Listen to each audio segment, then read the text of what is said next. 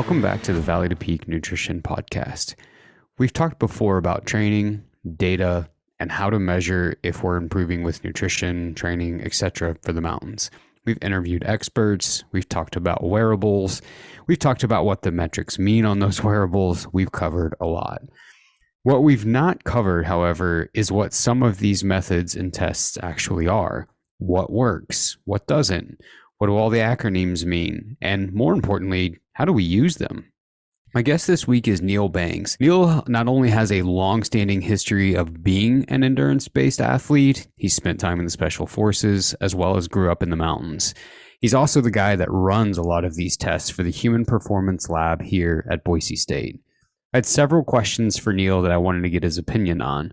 Most all of them revolve around one central theme. Of all of these tests, which are the most important and maybe serve the average guy like me the best? What does the data tell us? What can we do with that information and ultimately see towards progressing in our goals? It's very rarely known that a lot of these tests are available to the public. And that's how I stumbled on the Human Performance Lab over at BSU. Many of the metrics that you think of as top athletes getting are actually really affordable and probably in your back door.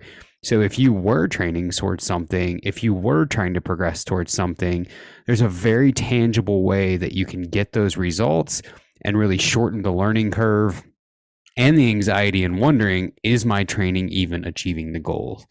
If you've ever said that you had a goal of being more efficient in the mountains or to improve your endurance, or the way that we hear this most often put is, I want to be able to go to the mountains and go all day long without having to worry about it.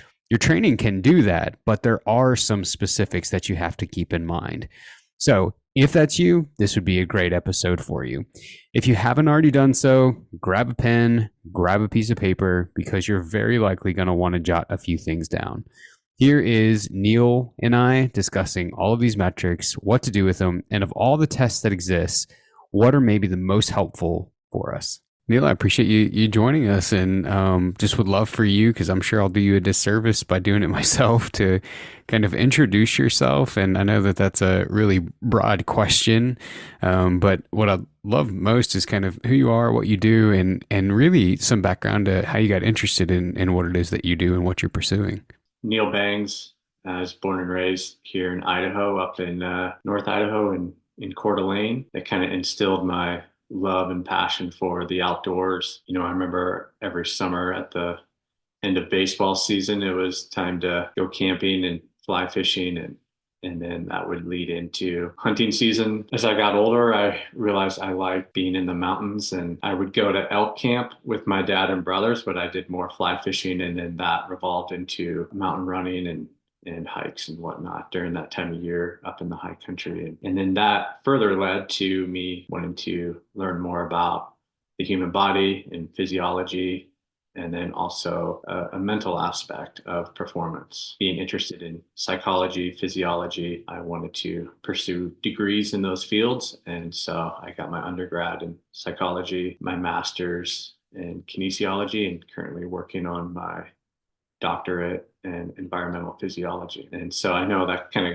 fast forwards to today, but there's a lot of life in between being a kid playing in the mountains of North Idaho to now. But no, I think that's great. And to give everybody listening some backstory as to how we met, we both live in Boise, and we've connected a couple of times here with coffee, and you had me over to the lab, which is an awesome lab we'll talk about here in a little bit. But I'd imagine one question people have, because I had this question when we sat down, core interest was in physiology and in training, and you did a really good job explaining it when we sat down. But when you talk about environmental physiology, can you explain what that means? Yeah, so environmental physiology is basically the influence that the environment has on the human body. So if we think of environmental extremes such as heat and altitude, or even at depth, so activities such as diving, performing in the heat, whatever that may be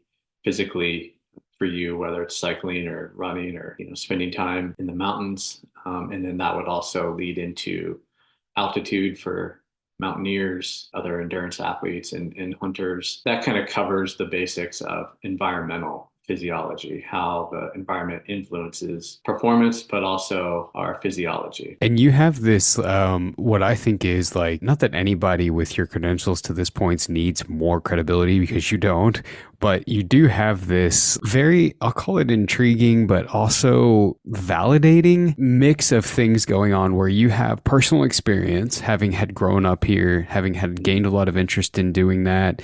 I think it's okay to share that I know that you spent some time in special forces, where you had to test some of this yourself, right? And now you've got experience both in behind the books, let's call it, but as well as the Human Performance Lab at BSU. So you're getting to see lots of people, come in, you're getting to run lots of tests, lots of data. And so you've got this knowledge of experience, you've got this background of putting things to the test, and then you've got this book knowledge, which like, I don't know how anybody gets more credible than that. So I thought you'd be just an awesome person to have on here. And we're going to dive into a lot of things here in a little bit. But when I visited the lab not long ago, you said, look, the BSU lab does a lot, right? And it's a human performance lab. Can you explain what it is, like the BSU lab is? And specifically, you highlighted, we kind of exist to do three things. Would you cover that? Yeah, so I run the daily operations, including the schedules and all the tests on anyone that comes into the lab. The main purpose of the Human Performance Lab is to serve the student population at Boise State. Roughly every fall and spring semester, there's 10 classes or so that taking place in the lab. So one of my jobs is to direct or coordinate that schedule and align it with whoever is teaching that particular lab with their schedule. And then secondly, grad students use the lab for research with the various equipment that we have in there. Mainly, I would say grad students like to test VO2 Max on participants. And then thirdly, we're open for the public, roughly 15 to 20 hours a week, conducting various tests that the public are interested in. That seems to be popular in the last year and a half for obvious reasons, but DEXA and VO2 Max. Yeah, so I think that's great, right? Because you guys serve to help people that want to gain more interest in this, which only goes back to serve all of us who have an interest in it, right? So students, and then you've got another arm where you're dedicated to the public. And one of the, at least in my own research, there's a lot of labs at universities across the US that are set aside to help try to educate students, but very rarely are they open to the public. Mm-hmm. This one is unique, and I don't think most Boiseans even know it's available to them. Yeah. In the sense of like, it is open to the public, and it's extremely, extremely nice. And I love that it exists for all three reasons that you had mentioned. Whenever I was there and we chatted, you said that it's gotten a lot more popular in the last year. And so one of the tests that you felt like has grown in popularity was VO2 Max. And I think that's one of the more, I'll call it misunderstood tests. In your mind, of all the tests that you guys offer, what would you say is the most popular? Well, I know for sure that the most popular test is actually a body composition test, and it would be the DEXA. So dual X-ray absorbometry is DEXA. And basically, it's a low radiation DEXA scan that will give us an image, and then the software calculates both. You get bone mineral density, body composition to include both fat and lean mass. And then on top of that, we're going to see visceral adipose tissue. Now, especially the first two, bone mineral density and body composition, is covered rather redundantly in the results. And we get a lot of different ways to look at it, both graphically, how that individual compares to other people of their same age and population. Lastly, like I said, I think an important measure is visceral adipose. And that's the fat around your internal organs. So when that is extremely high, that's where we see metabolic issues start to occur. And then it's putting a lot of undue stress on those internal organs because that fat buildup internally is causing such. By far, our most popular test is the DEXA scan. For whatever reason, people are really interested in their body composition, and we get, repeat clients coming in.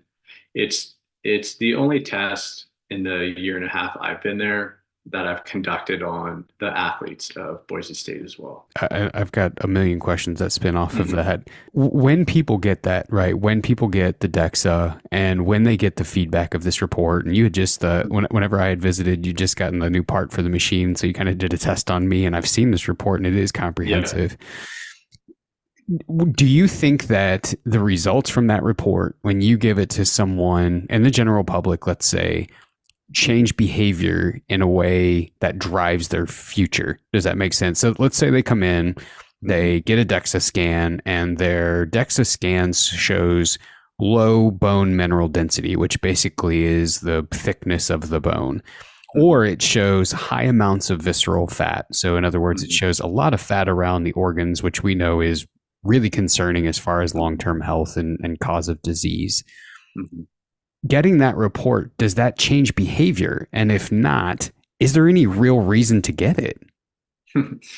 Yeah, that's a good question. I would say there's a good amount of people that come in, and I don't know the exact stat off the top of my head or don't keep track of this. There's a good amount of people that come in that they do use the data for a way to change their behavior, because it's one, giving them motivation to see, wow, my visceral fat has gotten much higher than what is considered healthy.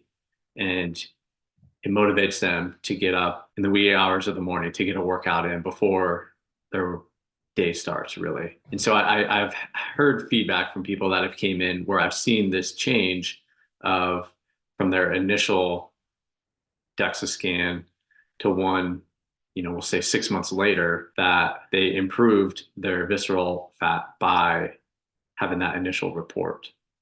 And so knowing that data was key. But data, like any other piece of information, it's only as good as what we're going to do with it, right? Like if it's just information that we just got to kind of see, then it's probably not going to provide that motivation unless we really seek that out of the data. I guess is the point I'm trying to make. As far as like bone density, especially for a population of people that are over the age of 50 and especially in their 60s, bone density is rather vital. And it's starting early when that person is in their 40s of knowing where they're at, and if they can start making some changes that will basically pay dividends 15, 20 years down the road. Taking that information from the DEXA scan and saying, okay, I do want to start a strength training program to help my bone density, or, I want to continue this because I have a high bone density I want to maintain, the rest of my life. One of the reasons we test, or the primary reason that the athletic trainers want every single BSU student athlete to be tested on the DEXA is for that primarily reason, is to see their bone mineral density is pretty much all they're looking at.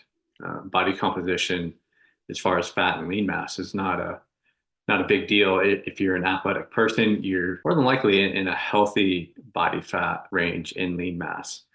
And where I see people using that data will be individuals that are looking to gain large amount of lean mass. In particular, they want to make sure that they're gaining that, and while still losing or trying to lose some of the fat mass. And so these are people that are bodybuilders. And even as we age, like lean mass gets harder and harder to hang on to and harder to build. And so it is kind of important to keep track of that and know, hey, is this diet, for instance, in your field, Kyle, like, should I add some more protein, or what is that going to do if I get a DEXA scan 3 months down the road?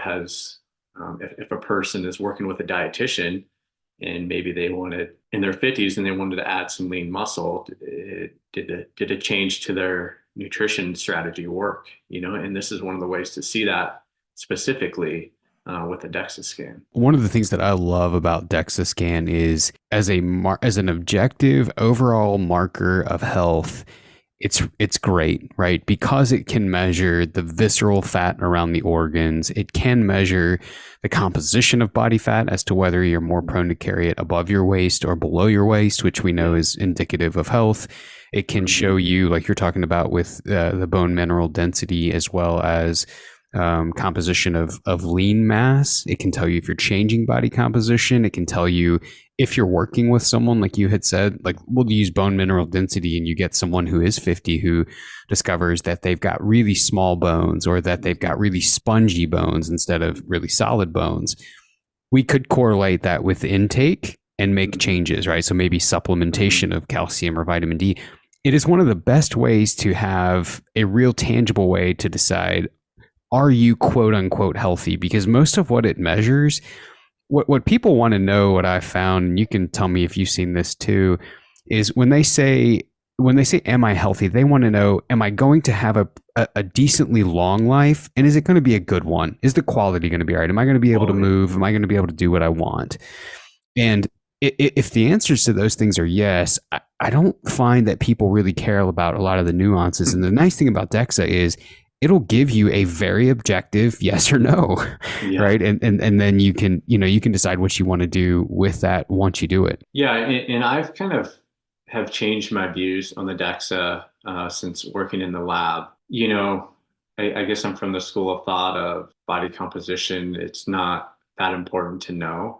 But like you are alluding to with the DEXA, you get to see so much more. And one of those important measures you get to see is the visceral, what you said about the android and gynoid. So android would be the region above the waist, basically, and gynoid below. And when that ratio is above 1, meaning you have more fat in the android region, that is associated with higher visceral fat. You're not going to know that unless you do have a DEXA. And so I've kind of warmed to having a DEXA. Do I think that it is important for everyone to get one? No, but it is important at some point in our life to know where our bone density is and know what our visceral fat is, and make changes from there. And some people, that involves tracking that closely for a little while. For some, it might just be getting one every couple of years, or once a year, something like that, just to see where you're at. And I would say that's the majority of the individuals I see in the lab. There are a few that definitely the DEXA is what they're using, not only for motivation, but also to see if what they are doing is improving their health. Of all the battery of tests that you guys do, and there's a lot, right? Whether it's measuring all of the things that we're talking about here, or it's measuring how many calories you consume when you're resting, or of different things. If you had to categorize, let's say, the top 3 tests that you guys offer, or that the general population should care about, non-professional athletes, in other words, if you had to classify 3 as like, yeah, those are worth looking at, what would you say they are? Yeah, that's a good question. Like, I guess with the caveat before I say this, it depends on the individual, but 3 really good ones are to know your VO2 max, to have a DEXA scan as well. And then I'm kind of torn between, depending on the type of athlete it is, a lactate test may be one of the most important tests to do based on setting your training zones. But also I could see where, so this isn't answering your question straightly, but with just 3, but I could also see a resting metabolic being pretty important as well, because that could set up a person's total daily energy expenditure to be really precise. I love the answer, and here's why. When I get people, when I'm on a podcast myself, and people will say, okay, we're just going to mention a word, and we want you to give, or we're going to mention something about nutrition, and we want you to give a 1-word answer. And it's like, any good answer when it comes to nutrition should always begin with "it depends." Yeah. And you can never, like, anyone who's science, right? Yeah, I was going to say, anyone who's in science, there is no straightforward, because it always depends. And then as I'm watching you answer, I'm like, his brain is naturally going to spin off into, well, if you get lactate, it'd be good to have metabolic, because then you'll know how many, what your energy expenditure is, and kind of what fuel source you're consuming or burning at different rates of that. But 2 you had mentioned, I would say, are the 2 that have risen probably to peak popularity in the last years, especially when you start looking at athletes. And our introduction to one another was through a friend of the podcast, Anthony O'Berty, and he came in and he got lactate testing. And I want to talk about lactate testing in a little bit, but I want to go to VO2 max because I feel like one of the things that's gotten popular with VO2 max is zone 2. Everybody is talking about zone 2. Everybody's wearable measures VO2 max, and they're comparing it to a population standard. Let's just call it, for the sake of this conversation. Can you, in layman's terms, because I feel like even though we all watch this on our watches, nobody really knows what it is. In layman's term, can you help us understand what a VO2 max even is? Yeah, so VO2 max, just I guess in layman's terms, would be like the maximum amount of oxygen your working muscles are utilizing for that performance. And so you'll get a number that is relative to your body weight. So that's saying, based on your kilograms, how many milliliters of oxygen per minute are being utilized by those muscles. The higher that number is, the better equipped the person is to have great endurance potential. It doesn't mean that I mean, a high number usually means a great endurance athlete. However, there's other things involved as well, such as economy, both whether it's running economy or cycling or whatever sport it is. They could have the highest VO2 max in the world, which is really high, right? And that was in a cyclist. And generally speaking, athletes that use more of their body, such as cross-country skiers, generally have higher VO2 maxes across the board. So basically, yeah, I'm trying to think if I answered your question in layman's terms. You did, and I've got other questions that I think will help even drive the point home further. So cross-country skiers using more because their total body, all of their muscles are working, greater oxygen uptake, greater VO2 max versus somebody else. Mm-hmm. And since it's based on weight, you and I could be the exact same age. We could even be the exact same height. But if I'm with a friend and one of us is heavier than the other and we're comparing VO2 maxes, it's not accurate to say that the guy with the higher VO2 max is more quote unquote fit necessarily, right? I mean, VO2 max, if I'm understanding it right, feel free to correct me if I'm wrong, is a measure of you versus you, right? Yeah. And so when you're getting VO2 tests done, and let's say you get a standard done, and then 6 months later you come back and you want to see if it's improved, that's an accurate way to use VO2 max versus trying to compare it against your average 40-year-old. Yeah, that's a good way to put it. Yep. Yeah. However, the relative, like you have said, whatever ml kg a minute, that is, there's percentiles that will put you in of how well you are utilizing that oxygen in the working muscles. So if I get a VO2 max, that's not really giving me data that I can then go take and change my training with. It's just kind of telling me, here's how fit you are, or not even really here's how fit you are, but here's like the phrase that you used when I was there, and I loved it. You were like, it's really just telling you what's under the hood. Yeah. Yeah, no, exactly. However, from a VO2 max test, we can extrapolate some data from that to include, it's called your respiratory exchange rate. And your respiratory exchange rate is going to be a number somewhere between 0.7, which is you're utilizing fat as substrate, as fuel, all the way up above 1, which is 100% carbohydrate as fuel. So you're completely anaerobic after 1. Basically, you're working really hard. The system's just doing what it can to produce the energy product ATP. So from a VO2 test, we can see it's called the crossover point, a respiratory exchange rate of 0.85.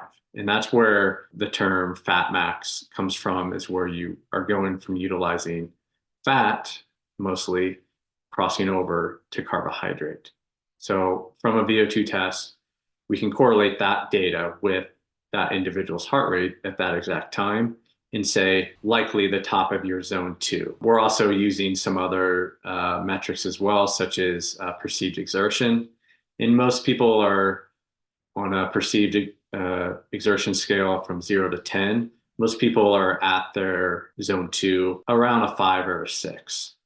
Generally speaking, is what I see. So yes, so from a VO2, it's showing us what's under the hood. It's not showing us how economical that person is, that's where lactate starts to play a role. But we can use some of the data for training purposes, specifically that zone 2. And then when that person gets to their max heart rate, considering they did a max effort, we're able to say, okay, this is your max heart rate. And then we can take that and build heart rate zones off of percentages from that as well. Okay. So let's recap this. That's so good because I'm tracking. I want to break it down just a little bit slower and have you correct anything as I do this. And then I do want to get to lactate testing too, because that's another really popular one, but I got more questions on the zone VO2 stuff. Yeah. So it does tell us what's under the hood. But as we go back to this reference of what you had said between 0.7 and 1.0, telling us what type of fuel we're using during the activity, I would imagine here's kind of what you see. Mm-hmm. That overlap happens as intensity increases, right? And so if you can see at what heart rate you're beginning to tap into carbohydrate instead of fat, then you can correlate that with intensity. And what we see across the board is that as intensity increases, there is a shift that takes place where you use less and less fat as fuel and more carbohydrate as fuel. And so if you can be getting this test done, you can see on a map, on a graph through the technology that you're using, at what heart rate that begins to happen in, which could then affect or cause you to change your fueling strategy during some sort of a workout or training or what have you. Yes. Yeah. And more importantly, what zone pretty much 80% of your training should be in. Yeah. How valid, how accurate, how good or not is our watches at measuring this, right? Because Garmin, you can hook it up to an external heart rate strap, which I think everybody under the sun now knows that you can't trust what's on the wrist. It's not nearly as accurate as actually having a monitor on your chest. Yeah. And but Garmin will also, and there's other companies, whatever, insert company here, will then tell you, here was your VO2, here's what your VO2 has been trending like over a period of time. Yeah. How reliable is that? Can we trust that? First I would say, and you're talking about how reliable it is at showing someone's relative VO2 max, right? Yeah. Yeah. Okay. So first I would say, it depends on how often the person is wearing the watch, how often they are wearing a heart rate monitor that's a chest strap, because the VO2 algorithm in the watch it's going off of your heart rate during workouts and that, whatever intensity and or speed that is occurring at. I know for myself, sometimes I don't always wear my wrist watch that tightly. And so if it's not real tight, it's not getting a real precise measurement. And you'll look down and be like, there's no way I'm at 180 heart rate. And normally, at this pace or whatever, I'm at 130. And so that it's reading it wrongly. And so that could skew the data for the VO2 number. Now, people that wear their watch all the time and track every single workout with it and maybe wear it sleeping, I have seen a few examples of their Garmin watch being pretty much spot on. And in fact, this week, someone with a different one, an Apple Watch, and he said he wears it all the time to back this up. His VO2 was down to the 0.5. Like he was really close. And I have a personal friend that his Garmin put him within 0.1 of his VO2. So it's that classic scientific answer of it depends. I've seen it as far off as, over 10%, and I've seen them pretty close, and I've seen them down to the 0.1 for the people I know that have shared that information. And so in my opinion, from what I do know about those individuals where it was highly accurate, they wear their watch all the time. Yeah. More frequent, the better, where you're getting a variability of resting versus work and precisely. Good to know. So one of the, I think, and you had mentioned this when I was in there, so I went back to do a little bit of research. One of the, I think, increases in popularity of VO2 Max was Peter Attia using this as a metric of longevity, right? Yeah. In your opinion, do you feel like a VO2 Max, a measure of your VO2 Max, is indicative of how healthy you are? I don't know. I haven't done research in this field and don't know all the data off the top of my head, but I briefly have thought about this in the past 6 months because a client brought this up to me. The percentile they were at for their VO2 max versus the percentile they were in for bone density and body composition was strikingly similar. And I'm not saying everyone's, but this person was or is a healthy individual. They had very low visceral adipose tissue. Their VO2 was in, I want to say, if I remember correctly, was in like we'll say upper 80th percentile. Not like super high, but that's how they were across everything. Now, one person doesn't, fill the whole population. I would say, generally speaking, a higher VO2 would be associated with a healthier lifestyle just because athletes have higher VO2s and they want to perform well. And to perform well, a person, especially as they're getting closer to middle age, has to focus on, not only recovery, but nutrition. Sleep is a big factor as we age, and, the stresses in our life. So yes, I would say there is an association.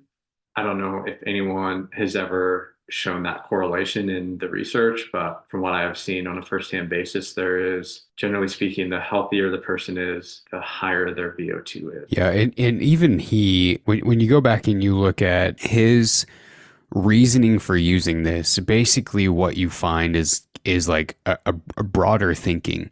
It's not that a VO2 max of X means you're healthy, whereas a VO2 max of Y means you're unhealthy.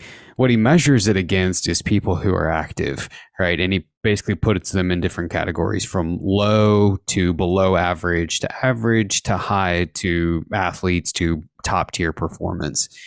And really the most dramatic shift is this difference that happens between low fitness and below average is huge. And what that is the below average group has 50% less mortality than the low group.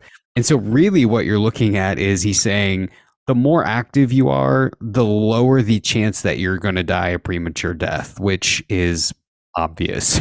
But I guess this is my speculation, which maybe I should leave this out of this, but it is what it is. There needs to be something measurable, right? And steps isn't cool. It's no longer cool to measure steps. So, okay, well, we could say the same thing. Like, the more steps you have, the lower the mortality you're probably going to have. We know that that's true across so many different studies. So he uses VO2 max. And I think again, going back to the origin of our conversation, where it's like, the data is only as good with what you do with it. And the data basically says the more active you are, no matter what the intensity is, the less likely you're going to die early. And so I think that that's good. And whether or not you get a VO2 max probably isn't going to be indicative of how long you live, as much as just trying to remain fairly active. Yeah. And that is the reason VO2 will increase, is the more active you are. And specifically, you not only need a really good aerobic engine, but getting up into that higher intensity and crossing over to the anaerobic piece of your aerobic capacity is what keeps a VO2 high for long periods of time. And in people that I know that this is the case in, there's the general rule of thumb that a VO2 will decrease 10% a decade. And I know for some individuals that is not the case. You can minimize that, just like with bone density. You can minimize the loss through strength training. VO2 you can maintain just by sprinkling some intensity in your training every now and again. But yep. Yeah, I think that's a great point. My brain wants to go down the rabbit hole of tempo work, but I won't. No. So I want to ask you about lactate, right? Because that was one thing that you and I talked a lot about whenever I came down to visit the lab. And unless I'm misunderstanding, you would sort of put that as really, and again, correct me if I'm wrong, but kind of the top test if you're wanting to use something that will then determine how your training should change to improve, you would say lactate is that test. Yeah, you put it exactly right. That the lactate test is the most important test you can do for your training zones that will change. You'll have to keep doing lactate tests. You do not need to prescribe by the Norwegian model and do it multiple times a day. But for the general population, maybe you're getting one preseason and then maybe right before a key race or something to finish off that training cycle. And then really like you'll probably know enough about how your body is operating after a couple lactate tests that you should be able to tell close enough where you're getting to these zones for the general population. Where you can be real specific is someone getting into these, wanting to know their, zone 2 and zone 3, which is vital for any endurance athlete, not only for training, but performing. And if people aren't racing, then it benefits the physiological aspect to train that way because of what we talked about earlier of knowing where am I utilizing fat more so than any other fuel. And that's the zone I want to train in. That's where I want to stay. That's how you can perform, for hours in the mountains by making sure you're keeping that zone in check and to be consistent in your training day in and day out without risk of overuse injury and fatigue. It's really important to pinpoint that lactate zone 2 and correlate that with your heart rate. So I want to have you kind of, again, like we did with VO2 Max, lay out in layman's terms kind of what a lactate test is. But before you do that, a question that came to my mind as you were describing that is, could we just use something like, we'll use the technical term and then kind of layman's term, rating of perceived exertion. Could we use, instead of lactate testing, could we just be kind of in tune with ourselves in the moment that we're training and decide how hard is this? And I really want to keep this moderate effort where if I had a friend with me, I could carry on a conversation for as long as we were moving together.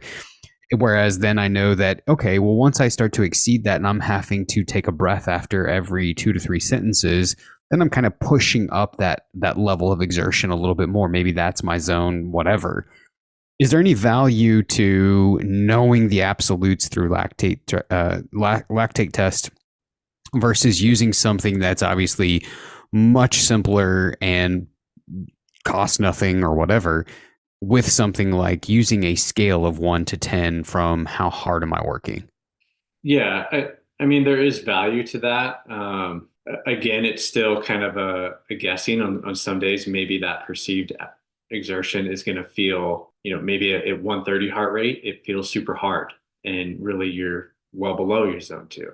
And then on another day, 170 heart rate might feel super easy, but you're way above that zone 2, right? So like the beauty of lactate is you're pinpointing it exactly versus perceived exertion.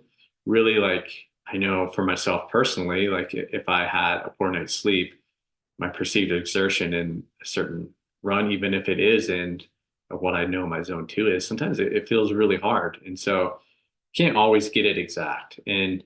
But there is, I like how you brought up the perceived exertion, because one thing I want to encourage everyone is to really pay attention to their body and how they feel.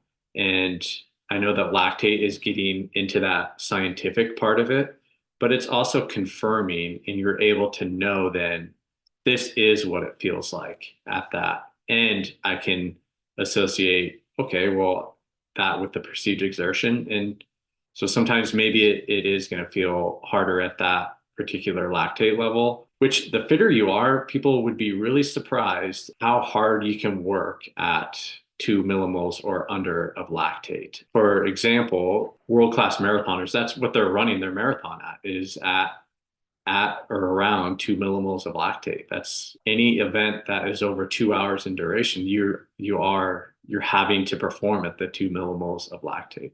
Did you want me to get Yeah, into like yeah. a Kind of explain that. definition What, like, of, when you, I mean, obviously millimoles is a measure, uh, a unit of measure, but yeah, can you kind of highlight for us what are we testing, right? Someone yeah. comes in, they say they want a lactate test, and you say, okay, great, we'll give you a lactate test, and that'll help us to determine your zones. What are we measuring, and kind of what does all that data do? What do we do with that? Yeah, so first of all, lactate is just the accumulation of lactate in your blood, and basically how quickly you can buffer or utilize that accumulation, the athlete is better off.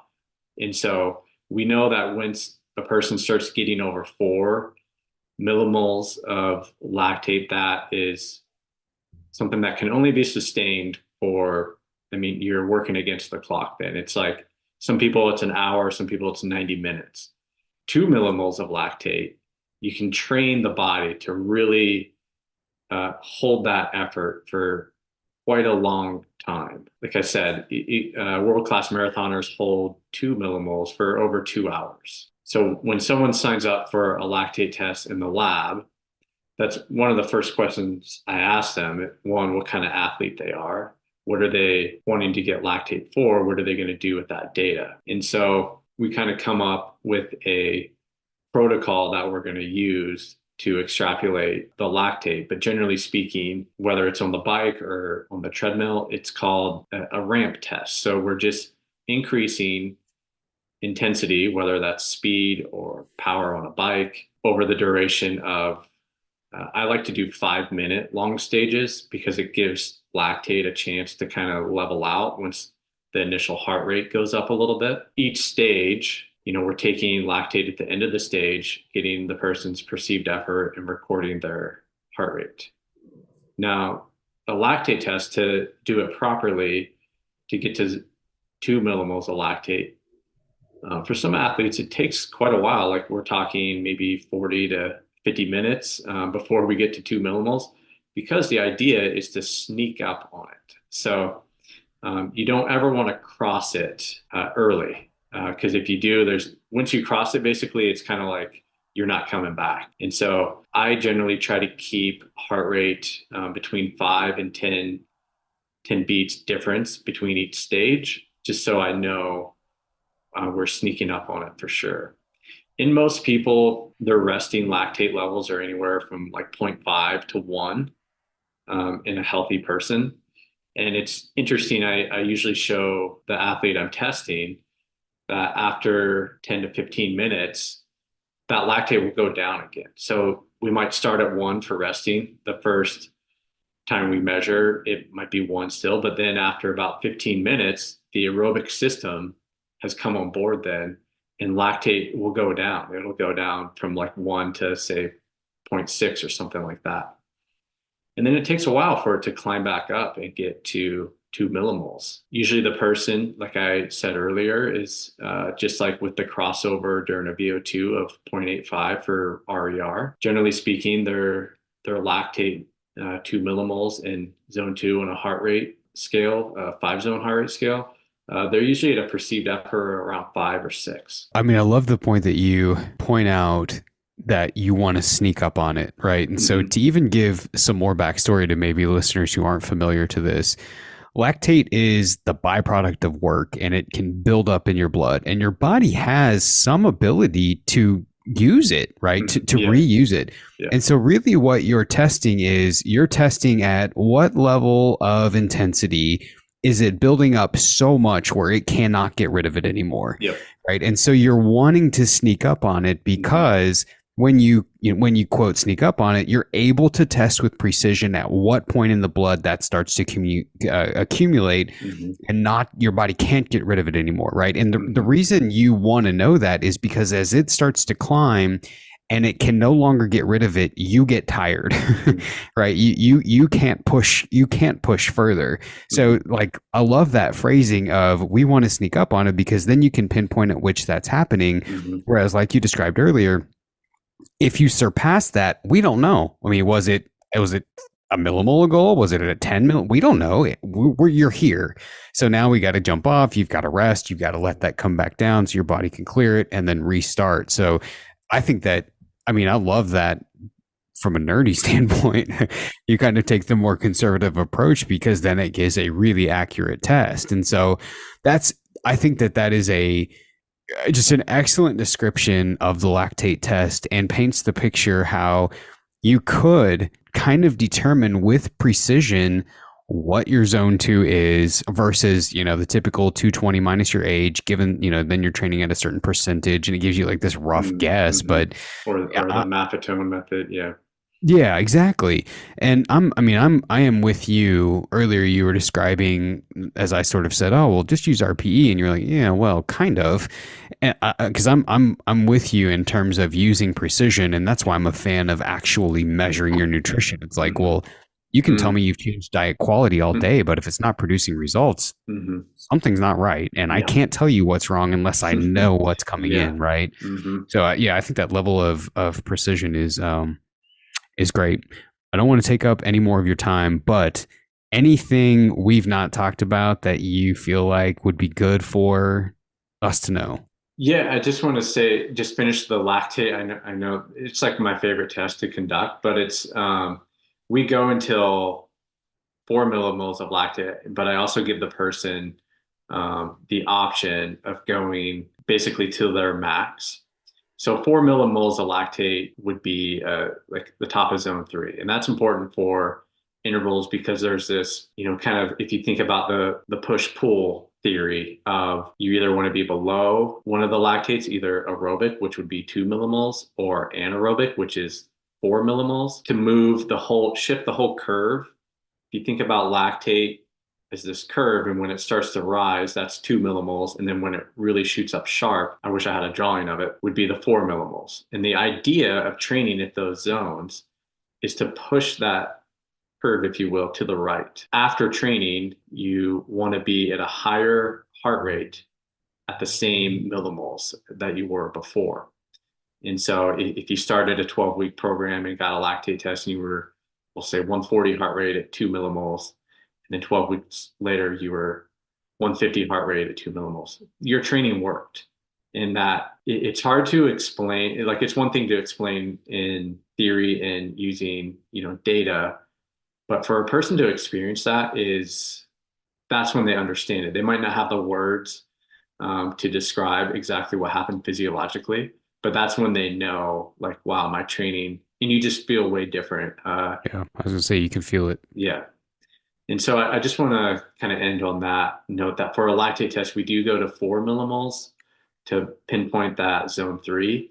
And then I give the person the option, and this is like 50-50. Some people want to go all the way to max and see what their ending lactate was.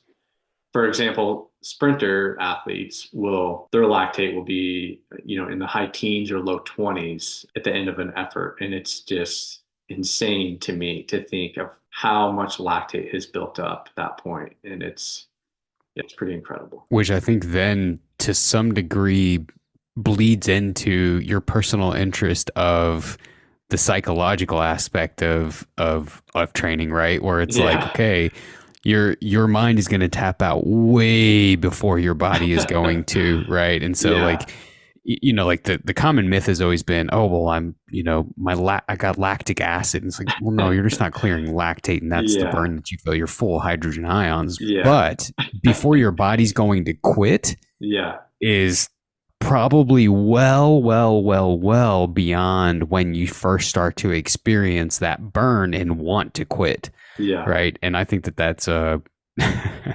man, we could talk all day about that, but that's another topic. Yeah, that is. That's really cool. If people wanted to come to the lab, or even like, because there's people that listen to this really all over the world. If they wanted to find out, hey, is there a place like this in my hometown? Is there any suggestions you'd have? Because one of the things that I love the most about supporting you guys is you're giving opportunity for students and research. Like you're providing a lot of opportunity as opposed to going to a for-profit, local performance lab or whatever. Any suggestions on how people might find if there's something local to them? That's a good question. And I don't very good answer other than just checking your local university. I know there's some similar human performance labs. One in particular I can think of is in Utah, at Utah State. They have a very similar setup, and so does is it Montana State in Bozeman? Yeah. I think they have something very similar as well. And so those are two schools I can think of a performance lab specifically. And so that just makes me come to the conclusion that a person can find in their local area, wherever their closest university is. Yeah, we actually had the director of the Human Performance Lab at University of Montana in whatever town. It's not Bozeman. It's another. That's in Missoula. Yeah, I was gonna say in Missoula. Dr. Brent Ruby on too, talking about something totally different. But yeah, they're awesome. So thank you. I mean, I truly just appreciate your time, your knowledge. I've appreciated getting to know you. Likewise, I appreciate you taking the time and coming up with this idea. It's great. Thanks for joining us again this week, and a big thanks to Neil for jumping on with me. I know his schedule is quite full, especially since we recorded this around the holidays. Put a link in the show notes to the BSU Human Performance Lab. So if you're in Boise or if you're within driving distance and you want to go to his lab, you can check that out. I would highly recommend it. It's quite impressive what they're able to do there. If that's not feasible for you, I would be willing to bet that there is within driving distance to you something similar. And if it's not at a university, there's probably some sort of performance-based company near you that has the ability to measure some of these things. Like I said in the podcast, I always prefer to go to a university if I can, because it not only supports the university, but it also gives the students, which I once was, the opportunity to learn and observe some of these things too. So maybe check and see if there's a university close to you that does it. It's usually more affordable through that. And if not, maybe there's another organization that you could use. But thank you so much for joining us again. If you have any questions you want us to answer, as always, you can send those to info@v2pnutrition.com and we would be happy to cover those. Have a great week, everyone.